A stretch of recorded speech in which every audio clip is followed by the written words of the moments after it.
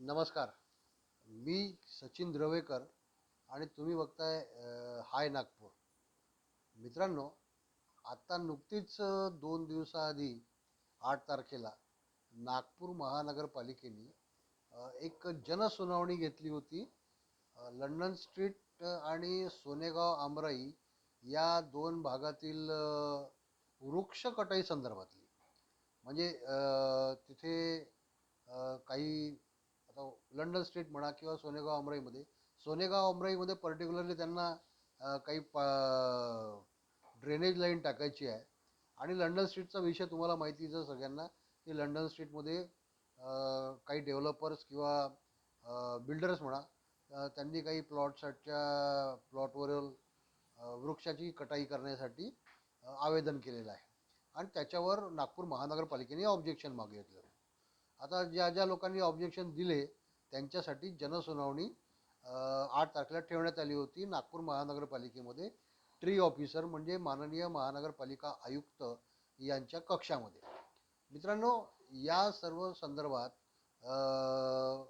8 तारखेला जी जनसुनावणी झाली त्याच्यामध्ये मी पण अटेंड केली होती. एक पत्रकार म्हणून नव्हे तर एक वृक्षप्रेमी म्हणून मी त्या जनसुनावणीला गेलो होतो. कारण की आमचा जो we love Sonegaon Amrai group आहे त्याच्या मार्फत आणि आम्ही एक सोनेगाव अमराईमधील जे 61 वृक्ष, 61 म्हणा किंवा आता नवीन आकडेवारीनुसार त्याच्यामध्ये विसंगती आहे, तर त्या वृक्षाच्या कटाईसाठी कटाई होऊ नये म्हणजे झाडं तोडू नये म्हणून जवळपास 650 सोनेगाव अमराईमध्ये सकाळी आणि संध्याकाळी फिरायला येणारे किंवा आमराई प्रेमी जेवढे व्यायाम करणारे लोक आहेत त्यांनी एका स्वाक्षरी अभियानात सहभाग घेतला होता आणि जवळपास 650 लोकांनी त्याच्यावर आपल्या स्वाक्षऱ्या केल्या होत्या की मी ही झाडांची कटाई होऊ देऊ नये. आणि ते सर्व जे होतं निवेदन ते मला माननीय महानगरपालिका आयुक्तांना जनसुनावणी दरम्यान द्यायचं होतं, त्यासाठी मी तिथे गेलो होतो. आता जनसुनावणी जी असते ती एक कायदेशीर प्रक्रिया आहे. त्याच्यामध्ये त्या कायदेशीर प्रक्रियेमध्ये आपण कुठल्याही प्रकारचा भाषणबाजी किंवा इतर प्रकार करू नये असं काय म्हणता येईल त्याला की एक लिखित आहे. हा लिखित नियम, अलिखित नियम आहे की ती जनसुनावणी आहे, ती कायदेशीर प्रक्रिया आहे. त्या कायदेशीर प्रक्रियेमध्ये भाग घेत असताना आपण विषयाच्या संदर्भातच बोलावं, विषयाच्या संलग्नितच बोलावं, विषयांतर करून बोलू नये. खरं ठीक आहे. आता महानगरपालिका आयुक्त थोडे उशिरा आले. 12 वाजता आणि 12:30 वाजता असे दोन टायमिंग त्यांनी ठेवले होते. 12 वाजता लंडन स्ट्रीट आणि 12:30 वाजता सोनेगाव अमराई. पण ते खुद स्वतःच 1 वाजता वगैरे आले. पण त्याच्या आधी, त्यांच्या येण्याच्या आधी हे जे जमा झालेले ऑब्जेक्शन घेणारे लोक होते त्याच्यामध्ये काही जे उत्साही कार्यकर्ते होते त्यांनी लगेच बोलणं सुरू केलं की महानगरपालिका आयुक्तांना वेळेचं भान नाही, आम्ही ऑफिस सोडून सुट्ट्या घेऊन इथे जनसुनावणीसाठी आलो आहे, त्यांना आपल्या याचं भान नाही आहे. काही उत्साही कार्यकर्ते त्याच्यामध्ये व्हिडिओ पण बनवायला लागले. त्यांनी व्हिडिओ पण बनवला की इतके वाजता इतके वाजले आहेत अजून ते आलेले नाही. मला वाटतं तो इंस्टाग्रामवर किंवा यूट्यूबवर त्यांनी अपलोड पण केलेला असेल तिथल्या तिथेच. पण मित्रांनो, जर माननीय महानगरपालिका आयुक्त थोडा उशिरा सुद्धा आले तर ठीक आहे ना, काही प्रॉब्लेम नाही, चाललं असतं. जर आपल्याला ते पटलं नव्हतं, त्या तिथल्या उपस्थित लोकांना तिथे पटलं नव्हतं की ते उशिरा येतात आहे, तर आपण त्यांचा या जनसुनावणीला बॉयकॉट केला असता. आपण सरळ सरळ जर आदेश काढले, सरळ सरळ असं म्हटलं असतं की म्युनिसिपल आयुक्त हे उशिरा येणार आहे आणि त्याच्यामुळे आपल्याला सर्वांना याचा निषेध करायचा आहे, तर आपण तिथून उठून गेलो असतो, बॉयकॉट केला असता. हा एक सरळ सोपी मार्ग होता. पण त्याचे व्हिडिओ बनवून त्याला म्हणजे आपल्याला फक्त रील वर्कवर विश्वास आहे आणि रिअल वर्कवर विश्वास नाही असं त्याच्यातून एकदा दिसून येतं. मित्रांनो, एक ज्येष्ठ पत्रकार म्हणून आज मी हा व्हिडिओ बनवतो आहे. त्या दिवशी मी तिथं एक वृक्षप्रेमी म्हणून होतो. आज मी एक ज्येष्ठ पत्रकार म्हणून हा व्हिडिओ बनवतो. आता तुम्ही महानगरपालिका आयुक्त उशिरा आले त्याचा व्हिडिओ बनवत आहे. महानगरपालिका आयुक्त आल्यानंतर त्यांनी पहिले म्हटलं की व्हिडिओ तुम्ही बनवू नका, माझा ऑफिशियल नागपूर महानगरपालिकेचे फोटोग्राफर आणि व्हिडिओग्राफर आहेत, ते व्हिडिओ बनवतात आहे. तुम्हाला वाटलंच तर त्याच्यानंतर मी सगळे व्हिडिओ तुम्हाला शेअर करतो. तुमच्या सगळ्या लोकांना मी जेवढे ऑब्जेक्शन घेतलेले लोक आहे त्यांना मी ते शेअर करतो. जेव्हा महानगरपालिका आयुक्त असं म्हणताय, जे त्या जनसुनावणीचे हेड होते आणि त्यांची चेअर ही फार महत्त्वाची असते, त्यावेळेस आपणही थोडंसं विचार करायला पाहिजे की आपण व्हिडिओ बनवायचे की नाही बनवायचे. म्हणजे आपल्याला रील वर्क करायचं आहे की रिअल वर्क करायचं आहे. पण त्या संदर्भात मला कोणीही असं हे नाही दिसलं. बरं, सुनावणी सुरू झाली तर पहिलेच लोकांचे आक्षेप सुरू झाले की तुम्ही उशिरा आले, तुम्ही असं झालं, तसं झालं, हे झालं, ते झालं. ठीक आहे, ज्या गोष्टी सुरू झाल्या, सुनावणीला प्रारंभ झाला.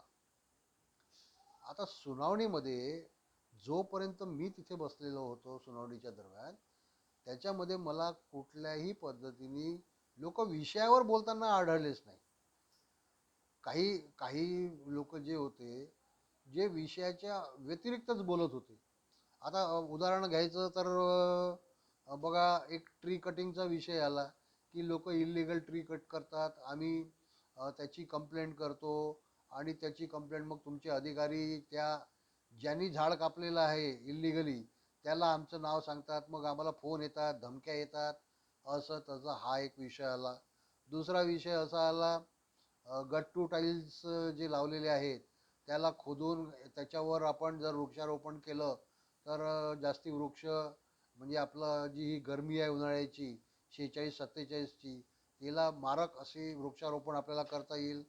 तिसरा विषय आला, सोनेगाव तलावाच्या तिकडे खोदकाम चालू आहे, पाईपलाईन टाकणं चालू आहे.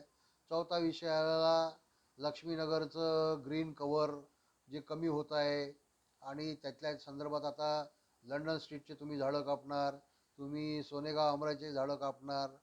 म्हणजे असे विविधांगी विषय आले. एक तर म्हणजे तो विषय यायलाच नव्हता पाहिजे, पण तरी पण ट्री अथॉरिटीमध्ये माझे माझे स्वतःचे मित्र आहेत, कौस्तुभ चॅटर्जी, यांचीच अपॉइंटमेंट का होते, मग त्यांनी किती झाडं वाचवले, हे विषय जे विषयांतर केलेले विषय होते, हे त्या जनसुनावणीमध्ये काय करत होते आणि याला त्या जनसुनावणीमध्ये काय गरज होती. ही जनसुनावणी जी होती ती फक्त दोन विषयांसाठी होती, लंडन स्ट्रीटची ट्री कटिंग आणि सोनेगाव अमराईची ट्री कटिंग. ही तशा प्रकारची जनसुनावणी नव्हती की कोणीही या आणि काहीही विषयावर चर्चा करा, असं हे माझं वैयक्तिक मत आहे. तरीही माननीय महानगरपालिका आयुक्तांनी सर्वांना संधी दिली की बोला, काय काय कोणाला बोलायचं आहे बोलून घ्या. हा विषय ते वारंवार म्हणतही होते. अच्छा, बऱ्याच लोकांना त्याच्या संदर्भात वाटतही होतं की आपलं विषयांतर होत आहे, कुठंतरी विषयांतर होत आहे, आपण भलत्याच गोष्टीवर जास्ती चर्चा करतो आहे. पण तरीही कोणी त्याच्यामध्ये बोलू शकत नव्हतं. आणि मी पण सुद्धा ते शांतपणे मुद्दाम ऐकत यासाठी होतो की मला ते पाहायचं होतं की एक्झॅक्टली काय प्रोसेस चालू आहे. मी जनसुनावण्या याच्या आधी बऱ्याच कव्हर केलेले आहे म्हणा, बघितले आहे म्हणा, ॲज अ पत्रकार म्हणून मी त्या सभागृहात, बरं त्या सभागृहाचा मी किती किती वर्ष तरी त्या सभागृहामध्ये पत्रकार परिषदा अटेंड केलेल्या आहे किंवा म्हणा बाकीच्या मीटिंग अटेंड केलेल्या आहे, जनसुनावण्या अटेंड केलेल्या आहे. तर मला असं कधी त्या जनसुनावणीमध्ये आधीच्या काळातलं चित्र कधी दिसलं नाही.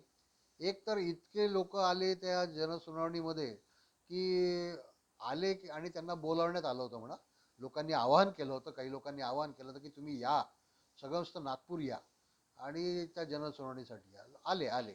तरुण वर्ग आला, सिनियर लोक आले, सो कॉल्ड इन्व्हायरमेंटलिस्ट तर तिथे होतेच, आमच्यासारखे अनपढ गवाळ वृक्षप्रेमी पण होते. तर आम्ही सगळे तिथे होतो आणि बऱ्याच लोकांनी बऱ्याच विषयावर तिथे चर्चा केली. हे अवांतर विषय सोडून बाकी चर्चा सोनेगाव अमराई आणि त्या ह्याच्यावर करणारे फार तुरळक लोक त्याच्यामध्ये एक मुद्दा एका तरुण मुलाने मांडला, मला त्याचं नाव नाही आठवत आहे. त्यांनी सोनेगाव आमराईचा एक मुद्दा मांडला की आम्ही सगळे डॉक्युमेंट त्यांनी बघितलेले आहे, तर याच्यामध्ये 61 झाडंच आहे कटणार, की 101 झाडं कटणार आहे, की 146 झाडं कटणार आहे, की 200 झाडं कटणार आहे. तर मी त्यालाच हे करून एक प्रश्न आयुक्तांना विचारला की दैनिक लोकसत्तामध्ये ठळक याच्यात म्हणजे फ्रंट पेजवर या संदर्भात नागपूर वृत्तांतच्या त्यांच्या पेजवर या संदर्भात एक बातमी अपीअर झालेली आहे. जर त्या बातमीचा तुम्ही जर खुलासा केला तर हे सगळे जे सोनेगाव अमराई संदर्भातले जे प्रश्न आहे ते प्रश्नांची उत्तरं इथं आतल्या आत्ता मिळतील. पण मला वाटतं कदाचित त्यांच्याकडे ती उत्तरं नव्हती, तर त्यांनी सांगितलं की मी नंतर खुलासा करतो. आता ही जनसुनावणी जी होती याचा जो निर्णय आहे, कारण की इतका वेळ त्यांनी माननीय महानगरपालिका आयुक्तांनी लोकांचं ऐकून घेतल्यानंतर मला वाटतं जनसुनावणीचा निर्णय त्यांनी थोडा तहकूब केला आणि ते त्याच्यानंतर निर्णय देणार असं, कारण की मी तर लवकर निघून गेलो होतो. वर्तमानपत्रात मी हे वाचलं. वी लव सोनेगाव आमराई ग्रुपतर्फे मी 650 लोकांचं निवेदन माननीय महानगरपालिका आयुक्तांना दिलं. वृक्ष कटाई होऊ नये सोनेगाव आमराईमध्ये या करता. आता त्या संदर्भामध्ये बऱ्याचशा ग्रुपवर नागपूर शहरातल्या बऱ्याचशा ग्रुपवर खूप चर्चा सुरू झाली. काही लोकांनी तर माझ्यावरही सुद्धा आरोप घेतले की मग तुम्ही का नाही बोलले, तुमच्याकडे तुमची तयारी नव्हती का, तुम्हाला लॉ माहीत नाही का, सेक्शन माहीत नाही का. मी वृक्षप्रेमी आहे आणि एक पत्रकार आहे, त्या दृष्टीने माझं अटेंडन्स आणि माझं बोलणं मी तिथे सांगितलं. मी कुठल्याही प्रकारे माझी तारीफ तिथे करत नव्हतो आणि माझ्या संदर्भामध्ये असे आरोप करणाऱ्या साठी मी काय उत्तर देणार. आता फक्त मी एवढं सांगू शकतो की मी महिलांचा खूप आदर करतो, कारण की आम्ही शिवरायांचे मावळे आहोत. शिवरायांनी जसा महिलांचा आदर केला त्याच्यामुळे मी कुठल्याही महिलेबद्दल अनुद्गार किंवा चुकीचे शब्द वापरणार नाही. तुम्ही माझ्यावर आरोप करा, जसं देवेंद्र फडणवीसांनी काल म्हटलं ना की मी शिव्याप्रूफ झालो आहे, तुम्ही मला कितीही शिव्या द्या, तसं मी पण एक शिव्याप्रूफ माणूस झालो आहे. त्याच्यामुळे तुम्ही मला कितीही काही म्हणाल तरी मी ज्या कारणासाठी तिथे आलो होतो त्याच विषयासंदर्भात चर्चा केली आणि त्याच विषयाच्या इतर कुठलीही चर्चा केलेली नाही. आता राहिला विषय, कोणी म्हटलं की बाबा देशपांडे यांची मॉकरी महानगरपालिका आयुक्तांनी केली. त्याच्या पण संदर्भात मी माननीय महानगरपालिका आयुक्तांशी प्रत्यक्ष बोललो, या गोष्टीचा मी निषेधही केला. हां, सभागृहामध्ये नाही केला, कारण की सभागृहामध्ये ते आयुक्त होते त्याच्यामुळे तिथे नाही केला. पण मी त्यांना प्रत्यक्ष व्यक्तिशः मेसेज टाकून त्याचा निषेध केला. जर ही सभा जनसुनावणी नसती आणि जर ही कुठे एखाद्या पब्लिक प्लॅटफॉर्मवर जर अशी काही एवढ्या सिनियर माणसाची किंवा एवढ्या सिनियर व्यक्तीची अशी काही मॉकरी जर झाली असती तर त्याला उत्तर देण्यासाठी माझा पूर्णपणे मी पूर्ण मग विदर्भवादी आहे आणि मग मग पूर्ण लागोलागले 100-500 मग मी बातमी स्वतःच दाखवून दिलं असतं की कोणाला काय बोलायला पाहिजे असतं. असो, तो विषय वेगळा राहिला. बाबांनी पण थोडं विषयांतरच केलं होतं, तेही विषयासंदर्भात बोलत नव्हते. ही जनसुनावणी मी अजूनही सांगतो आहे फक्त लंडन स्ट्रीटची वृक्षकटाई आणि सोनेगाव आमराईची वृक्षकटाई या संदर्भात होती. पर्यावरणाची जनसुनावणी नव्हती. म्हणजे पर्यावरणाच्या आतमध्ये आलेले सगळेच विषय या याच्यामध्ये चर्चा करायचे नव्हते. त्याच्या संदर्भात तुम्ही रिक्वेस्ट करा.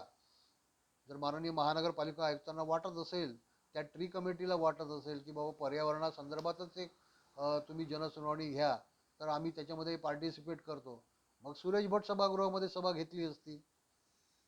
म्हणजे हे सगळ्या गोष्टीचे आस्पेक्ट सुद्धा तुम्हाला जेव्हा बघावे लागतील तेव्हा ते कळेल की जनसुनावणी म्हणजे नक्की काय. आता बऱ्याच लोकांना बरंच काही तिथं बोलायचं होतं. काही लोक तिथे भाषण ठोकत होते, भाषण ठोकल्यावर बेंच वाजवत होते. माझ्या आयुष्यामध्ये मी जनसुनावणीमध्ये असा कधीही प्रकार बघितला नाही. ती कायदेशीर जनसुनावणी होण्यापेक्षा ती पर्यावरणाच्याच विषयावर जनसुनावणी सुरू होती. असं त्याच्यामधलं सगळं निघत होतं. असो, पण मला या संदर्भात नागपूर महानगरपालिकेच्या अधिकाऱ्यांचं कौतुक करावंसं वाटतं, कारण की ते शिस्तबद्ध होते. ते संपूर्ण उत्तर द्यायला तयार होते, ते शिस्तबद्ध होते. पण जे जनसुनावणीला आले, आता त्याच्यामध्ये मी पण आलो, आमचं वागणं शिस्तीत नव्हतं, हे तेवढंच खरं. लोकांना वाटेल माझ्याबद्दल राग येईल, माझ्याबद्दल मी आधीच सांगितलंय मी शिव्याप्रूफ आहे. तुम्ही मला कितीही क्रिटिसाइज करा, काही प्रॉब्लेम होणार नाही. पण जे खरं आहे ते खरं आहे, जे खोटं आहे ते खोटं आहे. जे व्हायला नव्हतं पाहिजे ते झालं, आणि जे व्हायला पाहिजे ते आता होणार. आता काय त्याचा निर्णय माननीय महानगरपालिका आयुक्त घेतात, पुन्हा जनसुनावणीमध्ये घेतात की तसंच अनाऊन्स करतात, हे पण आपल्याला पाहायचं आहे. तर मित्रांनो, तुर्तास तर या विषयावर मी बाकी व्हॉट्सअपवर बरंच बोललेलो आहे. सध्या या विषयावर एवढंच. पण जनसुनावणी ही जनसुनावणीच झाली पाहिजे.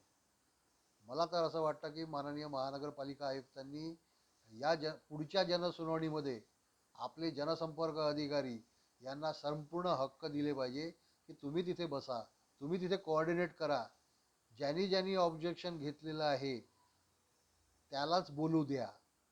तुम्ही एक वेळ निर्धारित करा. उगाच कोणी असं मलाच बोलू द्या, मलाच बोलू द्या, मीच बोलतो, प्रत्येक पॉईंटवर मीच बोलतो, प्रत्येक विषयावर मीच बोलतो, आम्हीच बोलतो, असं होऊ देऊ नका. प्रत्येकाला वेळ द्या, प्रत्येकाला वेळ द्या. ज्यांनी ज्यांनी ऑब्जेक्शन घेतलं आहे त्याला त्याला वेळ द्या. आणि सभागृह ज्या हिशोबाने ऑब्जेक्शन्स आहेत त्या हिशोबाने सभागृह पण घ्या. वाटलंच तर मग सरळ सरळ लंडन स्ट्रीटच्या त्या ओपन ग्राउंडवर आपण जनसुनावणी घेतली असती. आणि हां, थोडी वेळ वाढवून घ्या, म्हणजे लंडन स्ट्रीटची जनसुनावणी एक दिवस घ्या, सोनेगाव हमराईची एक दिवस घ्या, म्हणजे वेगळ्या वेगळ्या विषयाची वेगळ्या वेगळ्या दिवशी घ्या, लोकांना यायलाही वेळ मिळेल.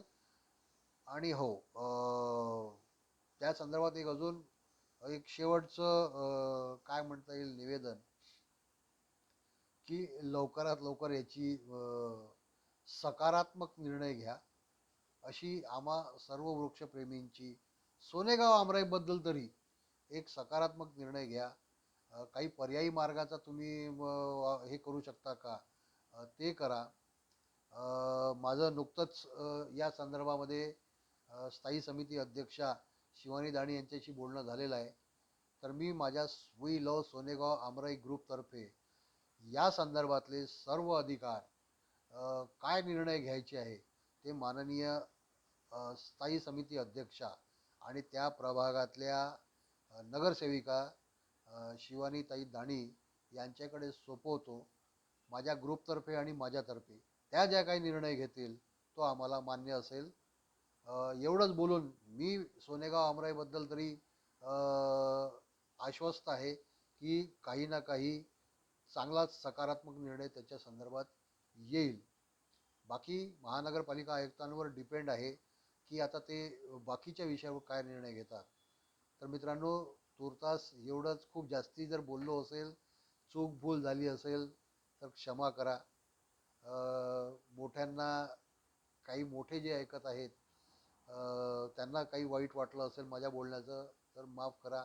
पण एक पत्रकार म्हणून, एक ज्येष्ठ पत्रकार म्हणून माझं याच्यावरचं विश्लेषण देणं मला अत्यंत आवश्यक वाटलं, म्हणून मी ते दिलं. आता सर्व आपण महानगरपालिका आयुक्तांकडे सोपून द्या आणि त्यांच्या निर्णयाची वाट पाहूया. तोपर्यंत धन्यवाद.